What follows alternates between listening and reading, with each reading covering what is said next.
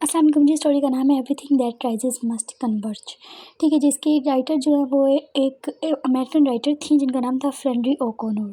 ठीक है, ये एक कलेक्शन में पब्लिश हुई थी, यानी एक कलेक्शन ऑफ शॉर्ट स्टोरीज़ थी जिनमें ये पब्लिश हुई थी, जो कि फ्लेनरी ओकोनर ने लिखी थी। उसमें तकरीबन 9 शॉर्ट स्टोरी थी इंक्लूडिंग दिस वन, मतलब everything that rises must converge ये भी उसी में शामिल थी।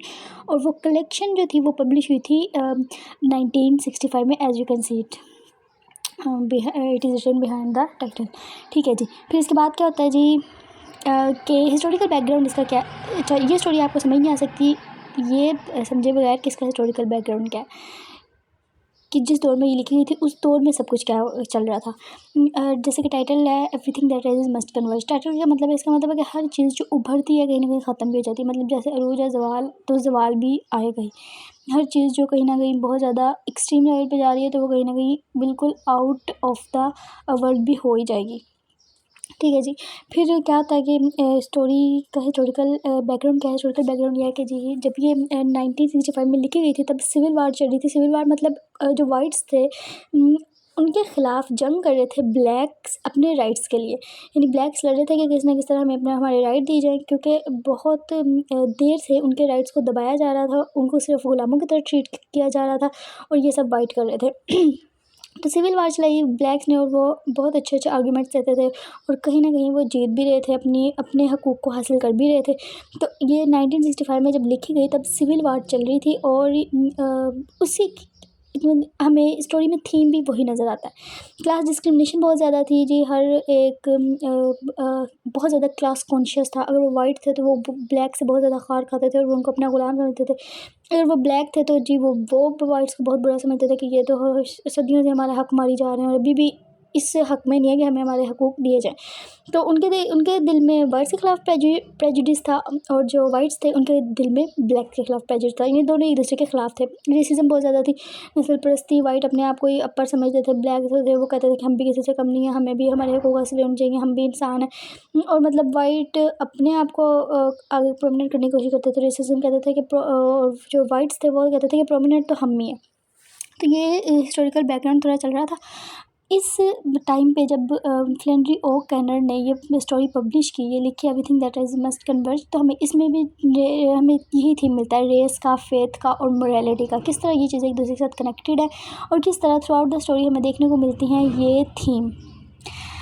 अच्छा जी, क्या होता है कि इसमें अगर हम करैक्टर्स की बात करें तो मेजर करैक्टर्स सिर्फ 4 ही हैं, इसके अलावा माइनर भी 3-4 करैक्टर्स हैं। वो जब हम स्टोरी कंटिन्यू करेंगे तो वहाँ पे आ जाएगा। जूलियन का करैक्टर है, जूलियन की मदर का करैक्टर है, कार्वर का करैक्टर और कार्वर की मदर का करैक्टर। अब जूलियन का करैक्टर क्या है जी। जूलियन एक 25 ईयर्स का एक नौजवान है।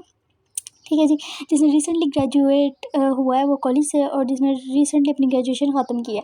अब वो क्या करता है जी, वो बेचता है, क्या उसको कहते हैं, हाँ जी जी, टाइपराइटर्स बेचता है और हैंड टू माउथ है। मतलब बहुत ज़्यादा कोई इसकी अच्छी जॉब नहीं है कि ये बहुत ज़्यादा पैसे कमा रहा है और बहुत अच्छी हालत में नहीं, हैंड टू माउथ ही बस गुजारा मुश्किल से कर रहा है। और साथ इसकी रहती है जूलियन की माँ, इसकी अपनी माँ, जूलियंस मदर। जूलियन की मदर, अच्छा, जो जूलियन दिखाया गया है ये एक बड़ा पढ़ा लिखा नौजवान दिखाया गया है जो कि यूनिवर्सिटी से रिसेंटली ग्रेजुएट हुआ। तो इसके जो आइडियाज़ हैं वो बड़े अप टू डेट हैं और बड़े up to date thinking pattern है। ये ब्लैक और वाइट को की जो एक डिस्क्रिमिनेशन है उसको नहीं मानता। ये कहता है कि ब्लैक और वाइट इक्वल है, हम इंसान हैं, इंसान होने के नाते हम सबको इक्वल राइट्स हासिल होने चाहिए और अगर वो लड़ रहे हैं तो हमें उनको राइट्स देने चाहिए और वो कुछ गलत नहीं कर रहे हैं, यानी कि ये उनके हक़ में बात करता है। ठीक है, फिर जूलियन की माँ थी। जूलियन की माँ के ख़यालात हम देखते हैं कि वो बिल्कुल ही अपोजिट हैं जूलियन से क्योंकि वो एक वाइट वूमेन होती है और जूलियन भी एक वाइट मैन है। तो वो कहती है कि जो वाइट्स हैं वो सुपीरियर हैं रेदर देन ब्लैक्स। तो वो कहती है कि ब्लैक्स को हमारा ग़ुलाम ही होना चाहिए, कालों को मुफ्त के उनको हकूक़ याद आ गए हैं। पहले तो याद नहीं थे, जब इनको याद नहीं था तब इतनी अच्छी ज़िंदगी थी, वो हमारे ग़ुलाम थे और हम ऐश कर रहे थे और वो बड़ा इस चीज़ को मिस करती है। ये दिखाते हैं कि जी इसके जो आबाओ अजदाद होते हैं ना उसके पास बड़ा ही पैसा होता है उनके पास और काफ़ी पुरानी बात है, अब तो खैर ये भी हैंड टू माउथ ही रह रही है अपने बेटे के साथ। तो तब उस ज़माने में बहुत ज़्यादा इनके घर में ब्लैक नौकर होते हैं तो ये बड़े ऐशो इशरत इसका बावजूद जो होते हैं ना वो बड़े ऐशो इशरत में रहे होते हैं। तो इसको वही गम खाई जा रहा होता है और वो इसीलिए बड़ी ज़्यादा रेसिज्म करती है। लेकिन इसका प्लस पॉइंट ये है कि ये बच्चों में रेसिज्म नहीं करती, बच्चों को बड़ा प्यार करती है। और उनको बच्चों की तरह ही ट्रीट करती है, उसमें रेसिज्म नहीं करती। प्लस पॉइंट है इस कैरेक्टर का। ठीक है, उसके बाद कार्वर आता है। कार्वर एक 4 साल का बच्चा है जो हमें दिखाया जाता है स्टोरी में। इसका ये क्या ही रेशियल डिस्क्रिमिनेशन करेगा, क्योंकि 4 साल के बच्चे को क्या पता। बच्चे तो बस सीखते हैं जब वो देखते हैं एक्शंस को। तो जब जिस सोसाइटी में बच्चा रह रहा है, अनफॉर्चुनेटली वो सोसाइटी ऐसी है कि जिसमें बहुत ज़्यादा रेशियल डिस्क्रिमिनेशन है। वाइट्स है तो वो अपनी वाइट्स को भी बढ़तर समझते हैं, ब्लैक है तो वो वाइट से वैसे ही नफरत करते हैं।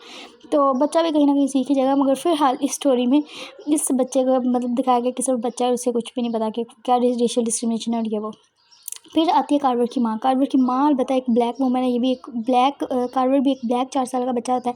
तो ब्लैक वूमन जो होती है वो बड़ी नफरत करती है। इसके ख़यालात बिल्कुल एज टू एज सेम ही होते हैं जूलियन की मदर के साथ, मिलते जुलते होते हैं। क्यों, दोनों माएँ एक जैसी होती हैं। वो वाइट जो जूलियन मदर होती है, वाइट वूमन, वो बड़ी नफरत करती है ब्लैक के साथ। और ये ब्लैक वूमन जो होती है कार्वर्स की माँ, ये बड़ी नफरत करती है वाइट्स के साथ। तो इन दोनों के हम देखते हैं कि through out the story ideas एक दूसरे से काफ़ी मिलते जुलते होते हैं इन दैट सेंस। वैसे तो वैसे तो एक दूसरे के अपोजिट ही होंगी, क्योंकि वो ब्लैक से नफरत करती है, दूसरी वाइट से नफरत करती है। तो लेकिन ये इनमें वो होता है सेम पॉइंट। अच्छा जी, लेकिन जूलियन की मदर के जैसे मैंने बताया प्लस पॉइंट है कि बच्चों में तो रेसिज्म नहीं ना करती। अच्छा, फिर क्या होता है जी, स्टोरी स्टार्ट जब होती है तो स्टोरी कुछ यूँ स्टार्ट होती है कि वेट लॉस के लिए ना कहा होता है डॉक्टर ने जूलियन की माँ को कि वेट अपना लॉस करो, क्योंकि इसको ना हाई ब्लड प्रेशर की मरीज़ होती है। और डॉक्टर ने कहा होता है कि आपको जल्द से जल्द वेट लॉस करना चाहिए, नहीं तो आपकी ये जो बीमारी है ये बढ़ती जाएगी। तो ये क्या करती है कि एक जैसे यहाँ पे लिखा भी हुआ है वेट लॉस क्लास YMCA, एक इदारा होता है YMCA जिसमें ये वेट लॉस की क्लास लेती है हफ्ते में एक मरतबा। क्या होती है, ये साउथ अमेरिका की स्टोरी है। और ये सारी जितनी भी सिचुएशन रेशियल डिस्क्रिमिनेशन और ये सब कुछ ये साउथ अमेरिका में चल रहा था। अच्छा जी, फिर क्या होता है कि ये क्लास एक क्लास लेने के लिए हर हफ्ते में जाती है। और उस ज़माने में क्या, वैसे तो ब्लैक्स और वाइट को अलग अलग कर दिया गया होता है कि मतलब एक हाँ 1965 में एक सुप्रीम कोर्ट ने एक स्टेटमेंट पास की थी जिसका था कि सेपरेशन बट इक्वलिटी, कि सेपरेट रहेंगे वाइट और ब्लैक, क्योंकि ये इकट्ठे तो रह नहीं सकते। जिस तरह पाकिस्तान इंडिया का सिलसिला था और पाकिस्तान इंडिया का नहीं, मुसलमानों और हिंदुओं का सिलसिला था हिंदुस्तान में, और फिर मुसलमानों ने अपना अलग वतन ले लिया, कुछ ऐसा ही सिलसिला था। लेकिन यहाँ पे अलग वतन का कोई सिलसिला ना शुरू हुआ। लेकिन सुप्रीम कोर्ट ने एक स्टेटमेंट पास की सेपरेशन बट इक्वलिटी, के सेपरेट तो रह सकते हैं मगर इक्वल होंगे। तो जब सेपरेट ही कर दिया तो फिर इक्वलिटी कहाँ से आएगी। सेपरेट कर ही दिया तो फिर मुकम्मल तौर पे सेपरेट ही कर देना चाहिए, जैसे पाकिस्तान और इंडिया अलग अलग हो गया इसी तरह। मगर इन्होंने नहीं किया तो फिर एक्सट्रीम वहाँ का बहुत ज़्यादा इन्वायरमेंट हो गया था कि रेसिज्म फैल गई थी, civil war, class discrimination, racial supremacy, इस तरह के बहुत ज़्यादा जो फैक्टर्स थे वो उठना शुरू हो गए थे। तो क्या हुआ था जी कि जिससे जैसे कहानी शुरू होती है, जैसे वो वेट लॉस की क्लासेस लेने के लिए जाती है, तो जिस बस में उसने जाना होता है YMCA के इंस्टीट्यूट में वेट लॉस की क्लास लेने के लिए, उस बस में क्या होता है कि वाइट और जो ब्लैक होते हैं ना वो एक साथ ही सफ़र कर रहे होते हैं। मतलब वहाँ पे कोई डिस्क्रिमिनेशन नहीं होती कि वाइट का डब्बा अलग हो ब्लैक का डब्बा अलग हो, नहीं, कोई भी एक दूसरे के साथ आके बैठ सकता है। तो सिर्फ इस सिचुएशन से बचने के लिए कि जूलियन की माँ जब भी हफ्ते में एक बार इसमें जाना होता है इंस्टीट्यूट, तो वो अपने बेटे को साथ लेके जाती है ताकि मेरा बेटा मेरे साथ बैठ जाए, मेरे साथ कोई ब्लैक ना बैठ सके। इस हद तक डिस्क्रिमिनेशन होती है, class discrimination, racial discrimination, all this about kind of things. तो क्या होता है जी, ये रास्ते में जा रहे होते हैं, जब जा रहे होते हैं तो जो जूलियन की माँ होती है उसने एक हैट पहनी होती है पर्पल और ग्रीन कलर की। ये भी बड़ी एक सिंबॉलिकल सी बात है कि क्योंकि ये जो हैट होती है पर्पल और ग्रीन कलर की is a traditional code of American women, तो एक ट्रेडिशनल कोड होता है और इसलिए उसने पहना होता है। ठीक है जी, फिर जा रहे थे रास्ते में तो ना जूलियन वैसे तो हैंड टू माउथ होता है और इसका काम सिर्फ टाइपराइटर को बेचना होता है और बड़ी मुश्किलों से अपना गुजर बसर कर रहा होता है, लेकिन ख्वाब बहुत बड़े बड़े देखता है जी। बहुत बड़े बड़े कहता है, एक दिन मैं ज़रूर पैसा कमा लूँगा, अमीर हो जाऊँगा, हमारे पास ये होगा वो होगा, मतलब बड़ी बड़ी बातें करता है। तो जूलियन की माँ होती है वो उसको डिस्करेज नहीं करती, उसको इनकरेज करती है कि हाँ हाँ तुम देखो, ख्वाब देखो, तुम परसिस्टेंट रहोगे, तुम कोशिश करोगे तो क्या आजकल की दुनिया में क्या मुमकिन नहीं है, तुम ज़रूर ख्वाब देखो। मतलब उसको डिस्करेज नहीं करती, जैसे कि हमारी सारी माएँ करती हैं, वो भी बिल्कुल ऐसे ही करती है। फिर जब ये ऐसी बातें कर रहे होते हैं तो जूलियन की माँ उसे बताती है कि हमारे अबू-अजदाद कितने अमीर थे, ये वो सारी बात बताती है। जूलियन को पता होता है, जूलियन उसकी बातें सुन रहा होता है, लेकिन फिर जब वो ये कहती है ना कि मेरे अबू-अजदाद के पास 200 काले मुलाजिम थे और वो मतलब हम कालों को ग़ुलाम रखते थे और ये वो, तो जूलियन को ना बहुत बुरा लगता है, क्योंकि वो एक बड़ा अप टू डेट बंदा होता है, उसने यूनिवर्सिटी की तालीम हासिल की होती है और उसे पता होता है कि ये रेशियल डिस्क्रिमिनेशन ये सारा कुछ ख़त्म होना चाहिए। तो उसको ना वो काफ़ी बुरा लगता है कि मेरी माँ तो ऐसी है, बदलती नहीं है, हमेशा बात करती है तो रेसिज़्म पे बात करती है और ये वो। तो ना जब वो जा रहे थे तो रास्ते में जूलियन कहता है कि मुझे तो ज़रूर अपनी माँ को ना कोई सबक सिखाना चाहिए। फिर क्या होता है जी, ये जैसे ही बस आती है, बस में जूलियन की माँ चढ़ती है, तो चढ़ती है तो देखती है कि वहाँ पे ना कोई भी ब्लैक इंसान नहीं होता है, ना ब्लैक वुमन ना मैन। तो बहुत खुश होती है और वहाँ पे सारे एक वाइट औरत बैठी होती है, कुछ वाइट मर्द बैठे होते हैं, तो जा कहते हैं कि शुक्र है हम यहाँ पे आसानी से सफ़र कर सकते हैं और कोई भी ब्लैक वुमन नहीं है, तो फिर हमारे लिए कितना ईज़ी है सब कुछ।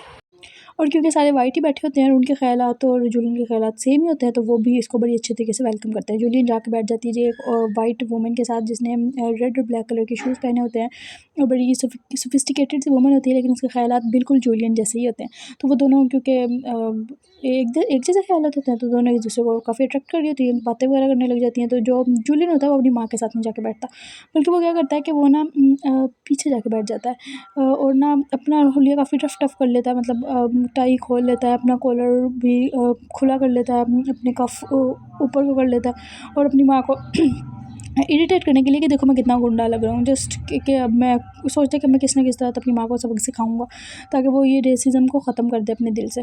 फिर क्या होता है जी, पीछे जाकर खड़ा हो जाता है, तो अपनी माँ को काफ़ी तब चढ़ाने की कोशिश करता है, लेकिन उसकी माँ उस वाइट वुमन के साथ बातें कर रही होती है जो दूसरी उसके साथ होती है। फिर हम क्या देखते हैं कि इसी में ही एक जब एक जगह पे बस रुकती है और एक ब्लैक आदमी, वेल ड्रेस्ड ब्लैक मैन जो है, जिसने सूटकेस पकड़ा होता है, बड़ा बन ठन के आया होता है, गाड़ी के ऊपर चढ़ता है। गाड़ी में चढ़ता है तो एक्सट्रीम रेसिज्म यहाँ पे हमें देखने को मिलती है कि एक औरत जब देखती है कि ये मेरे पास आके बैठ गया वाइट वुमन, तो वो उठ के पीछे चली जाती है कि मुझे तो इसके साथ बैठना ही ना पड़े। और एक वाइट वुमन क्या करती है कि वो तो नीचे ही उतर जाती है बस से कि मुझे सफ़र ही नहीं करना भाई, क्योंकि एक काला आदमी चढ़ गया तो अब मेरे लिए सफ़र करना वैसे ही हराम हो गया। तो वो नीचे उतर जाती है, मतलब एक्सट्रीम रेसिज्म। ये हमें 1965 का ही दौर की एक मंजर कशी दिखाई है। इसके ज़रिए हम साउथ अमेरिका को एक्सप्लोर कर सकते हैं कि क्या क्या सिलसिला चल रहा था 1965 में वहाँ पे। अच्छा जी, फिर जो होता है जूलियन, वो बड़ा खुश होता है कि चलो शुक्र है एक तो काला बंदा है, मेरी माँ को, क्योंकि उसकी माँ के तासुरात भी बदल जाते हैं, तो वो अंदर अंदर खुश होता है कि इसी तरह मेरी माँ को पता चलेगा कि black and whites are equal. तो क्या होता है कि उसके साथ जाके बैठ जाता है जो काला बंदा होता है। जूलियन को वहाँ को गुस्सा तो आता है, मगर वो बस खामोश रहती है वहाँ पे। फिर क्या होता है कि उससे बातचीत करने की कोशिश करता है कि चलो मैं इससे बातें करूँगा तो मेरी माँ को और गुस्सा आएगा और तप चढ़ेगी।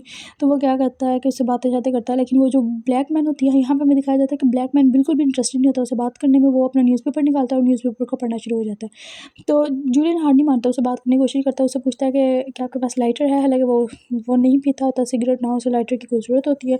जूलियन की माँ सुन रही होती है, वो जानती होती है, उसकी माँ को बड़ा गुस्सा आता है और जूलियन वो कहता है कि नहीं, और इससे ज़्यादा कोई बात नहीं करता। मतलब दिखाया गया कि ब्लैक भी वाइट से नफरत करते हैं। हम ये नहीं कह सकते कि वाइट्स ने ही हमेशा ब्लैक को गलत ट्रीट किया, ब्लैक के दिल में भी वाइट के लिए बहुत ज़्यादा प्रिजुडाइज है, क्योंकि वो यहाँ पे से बात नहीं करता। ये इस चीज़ को एक्सप्लेन करता है। अच्छा, फिर क्या होता है जी, वो बात नहीं करता तो वो चुप करके बैठ जाता है और फिर वो सोचता है कि अब मैं अपनी माँ को डे ड्रीमिंग करना शुरू हो जाता है कि मैं अपनी माँ को किस तरह सबक सिखाऊँ। फिर वो सोचता है कि क्यों ना मैं घर में एक ब्लैक मुलाजिम रख लूँ, ताकि वो 24 घंटे में हमारे आसपास रहे और मैं उसे बिल्कुल इक्वली ट्रीट करूँ, तो मेरी माँ को पता चले कि black and whites are equal. फिर वो सोचता है कि अच्छा, अगर कभी मेरी माँ बीमार पड़ जाएगी ना, तो मैं ऐसा करूँगा कि ब्लैक डॉक्टर ले आऊँगा। मतलब इस तरह के आइडिया सोचता है कि मैं किसी ना किसी तरह अपनी माँ को सबक ज़रूर सिखा सकूँ। फिर क्या होता है जी, सोचता है, फिर सबसे अच्छा उसके ज़हन में आइडिया आता है कि क्यों ना मैं एक ब्लैक गर्लफ्रेंड ही ले आऊँ। That seems to be so great idea, so a wonderful idea. कहता है कि ये तो बहुत अच्छी अच्छी बात होगी मेरी माँ को, फिर तो सारी ज़िंदगी जब उसके साथ रहना पड़ेगा तो फिर इसको लग पता जाएगा। मतलब इस तरह की डे ड्रीमिंग कर रहा था। फिर वो क्या देखता है, इसी डे ड्रीमिंग में गाड़ी एक जगह में रुकती है और वहाँ पे जी दो कैरेक्टर्स, जो कि दूसरे मेजर कैरेक्टर्स हैं, कार्वर और कार्वर्स मदर। ये दोनों एंटर होते हैं। 4 साल का बच्चा कार्वर और कार्वर्स मदर। कार्वर जो होता है वो जाके जूलियन की माँ के साथ बैठ जाता है और जूलियन के साथ बैठ जाती है कार्वर की माँ। ठीक है, मतलब ऑपोजिट हो जाता है क्रॉस, कि जूलियन की मदर के साथ कार्वर बैठ जाता है 4 साल का बच्चा, और जूलियन के साथ बैठ जाती है कार्वर्स की माँ। तो फिर क्या होता है जी, कहानी यहाँ से कुछ यूँ टर्न लेती है कि जूलियन की जो माँ होती है वो कार्वर के साथ खेलना शुरू हो जाती है, क्योंकि हम जहाँ भी बच्चे देखते हैं वो वैसे भी बच्चों में रेसिज्म नहीं करती, जैसे कि मैंने बताया था ये इसकी पर्सनैलिटी का एक प्लस पॉइंट है। तो वो के साथ खेलना शुरू हो जाती है, उसके साथ मतलब बातें शातें करती है, थोड़ा सा फ्री होने की कोशिश करती है और ना उसके उसके साथ उसको अच्छे से ट्रीट करती है। तो कार्वर की माँ के जो तासुर होते हैं ना वो बहुत ज़्यादा ख़राब होते हैं। तो ना उसको अंदर ही अंदर कहीं ना गुस्सा आ रहा होता है कार्वर्स की माँ को कि ये जूलियन की जो माँ है एक वाइट वुमेन है, ये क्यों मेरे बच्चे के साथ इतना प्यार कर रही है। और उन्हें इसको बहुत ज़्यादा गुस्सा आ रहा होता है और ये उस प्यार को नेगेटिव वे में ले रही होती है कि एम फिजूल में मेरे बच्चे के साथ कर रही है, रेसिज्म दिखा रही है। ये भी कहीं ना कहीं उसको दिल में तो इसके रहम ही होगा, दिल में तो इसकी बुराई होगी क्योंकि ये एक ब्लैक जो इस तरह के ख्याल सोच रही होती है कार्वर्स की माँ और उसको गुस्सा आ रहा होता है। तो क्या होता है कि जैसे ही हम देखते हैं कि जैसे ही YMCA इंस्टीट्यूट जहाँ पे जूलियन की माँ जा रही होती है वेट लॉस की क्लासेस देने के लिए, वहाँ पे आके जब बस रुकती है तो जूलियन की माँ भी उतरती है, कार्वर की माँ ने भी इत्तेफाक से वहीं पे उतरना होता है, उतरती है।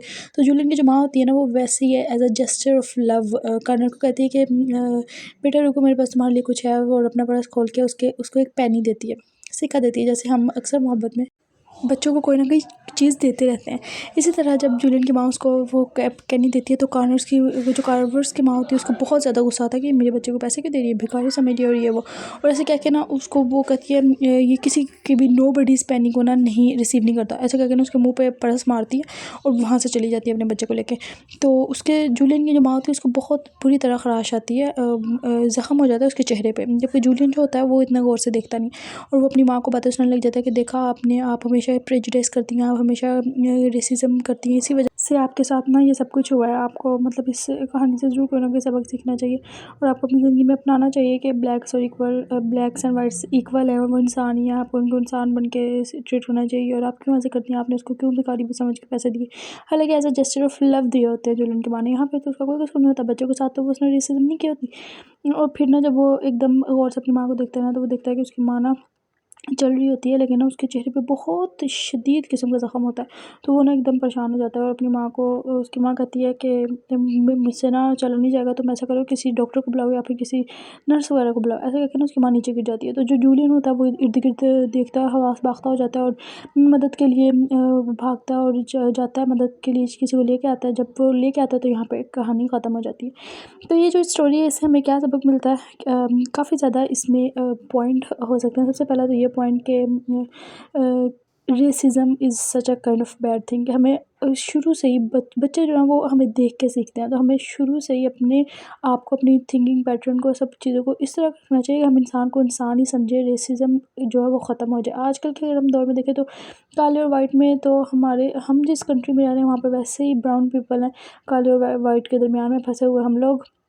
हमारे यहाँ रेसिज्म का तो कोई चक्कर नहीं है, लेकिन हमारे यहाँ ज़ात पात का बड़ा चक्कर है कि जी एक ज़ात से दूसरी ज़ात का जब हमें पता चलता है तो हम समझ जाएंगे ये इस ज़ात से ताल्लुक़ रखता है तो ये तो ऐसा ही होगा, उस ज़ात से ताल्लुक़ रखता है तो ये ऐसा ही होगा। तो हमें ये वाला सिलसिला ख़त्म करना चाहिए। इससे हमें ये सबक मिलता है। इसके अलावा हमें ये सबक मिलता है कि हमारे पेरेंट्स जितने भी बूढ़े हो जाएँ, उनके कितने भी आउटडेटेड ख़यालात हो, हमें कभी भी उनको हक़ारत की निगाह से या काबिल नफ़रत नहीं समझना चाहिए, बल्कि हमें उनको एक्सेप्ट करना चाहिए। और इसका मतलब ये नहीं है अगर वो उनके ख़यालात थोड़े पुराने और बसीदा हैं तो इसका मतलब ये नहीं है कि उनको उनके साथ बुरे तरीके से रवैया पेश किया जाए या फिर उनको पीछे पड़ जाया जाए कि उनको कोई ना कोई सबक सिखा के ही हटे। नहीं, कभी कभी हमें एक्सेप्ट कर लेना चाहिए क्योंकि उनके दौर में तो उनके ख़यालात उनके काम आए थे ना, वो उन्होंने इसी ख़यालात के साथ ज़िंदगी गुजारी है। तो एक सेकंड में कोई भी अपने ख़यालात से पीछे नहीं हटता, आहिस्ता आहिस्ता टाइम लगता है। पॉजिटिविटी के साथ हमें उनको इनकरेज करना चाहिए, बस करते रहना चाहिए। हमारा सिर्फ काम इतना ही, हमारा काम ये नहीं है कि हम आज एक सेकंड में ये फ़ैसला करें कि हमें जी इनके ख़यालात को बदलना है और अगले सेकंड में हम चाहें कि बदल जाएँ। नहीं जी, ऐसा नहीं हो सकता। Thank you so much.